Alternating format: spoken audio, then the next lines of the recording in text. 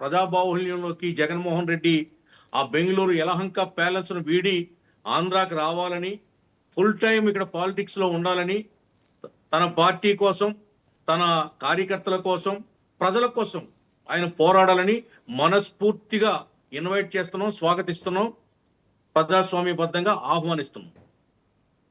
కావాలి, ప్రతిపక్షం కావాలి, ప్రజల కోసం మాట్లాడే ఒక పక్షం కావాలి. దానికి తెలుగుదేశం పార్టీ సిద్ధాంతపరంగా ఎప్పుడూ సమ్మతమే. తెలుగుదేశం పార్టీ పుట్టిందే ప్రజాస్వామ్య సిద్ధాంతం మీద. రామారావు గారు కూడా ఆ రోజు కాంగ్రెస్ పార్టీని ప్రశ్నిస్తూ, ఆ కాంగ్రెస్ పార్టీలో ఉన్నటువంటి లోపభూయిష్ట విధానాలను సంస్కరిస్తూ పార్టీని పటిష్టం చేసి బలపరిచి పార్టీని పెట్టారు. అదే విధంగా చంద్రబాబు నాయుడు గారు దాన్ని కంటిన్యూ చేస్తున్నారు. ఈవేళ జగన్మోహన్ రెడ్డి గారు కూడా ఓడిపోయామనే ఆ బాధ లేకుండా, ఆ బెంగళూరు పోయి అక్కడ కాపురం ఉండకుండా, అప్పుడప్పుడు వచ్చి గెస్ట్ ఆర్టిస్ట్ లాగా మాట్లాడకుండా ఫుల్ టైం ఆంధ్రలో ఉండాలని, ఫుల్ టైం పాలిటిక్స్ లో ఉండాలని, కార్యకర్తలకి అందుబాటులో ఉండాలని, ప్రజలకి అందుబాటులో ఉండాలని మనస్ఫూర్తిగా స్వాగతిస్తున్నాం. ఇందులో సందేహం ఏముందండి?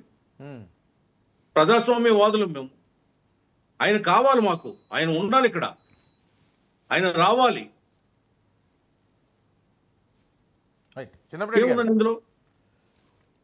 సార్ చిన్నప్పటి గారు ఏంటి సౌజన్య గారు మాట్లాడుతుంటే ఏదో మాట్లాడుతున్నారు, మీరు చెప్పండి.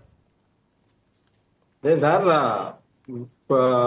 ఒక సవాసం పడితే వాళ్ళు వీళ్ళు అవుతారని మనం గతంలో వినటం జరిగింది సార్.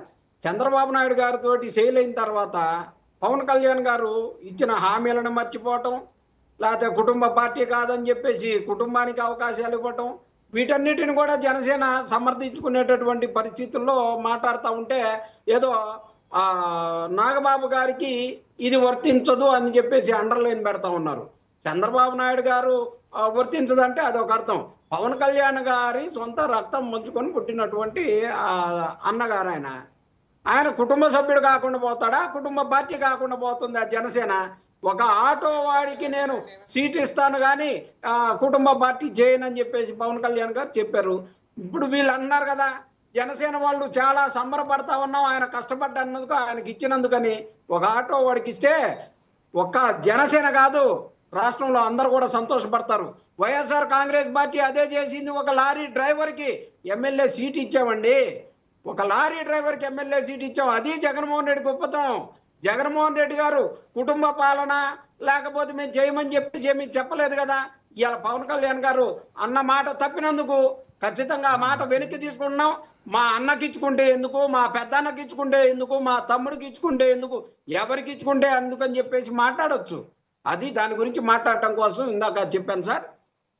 అలాగే ఫీజు రీఎంబర్స్మెంట్ ఎగ్గొట్టి ప్రజలకి విద్యార్థులకి ఇచ్చినటువంటి హామీలని నెరవేర్చకుండా, అలాగే యువతకి ఇచ్చినటువంటి హామీలన్నిటిని కూడా తొంగలో తొక్కేసి యువతకి 3,000 రూపాయలు నిరుద్యోగ భృతి ఇస్తామని అది ఆపేసి, అది ఇవ్వకుండా, అలాగే విద్యార్థులు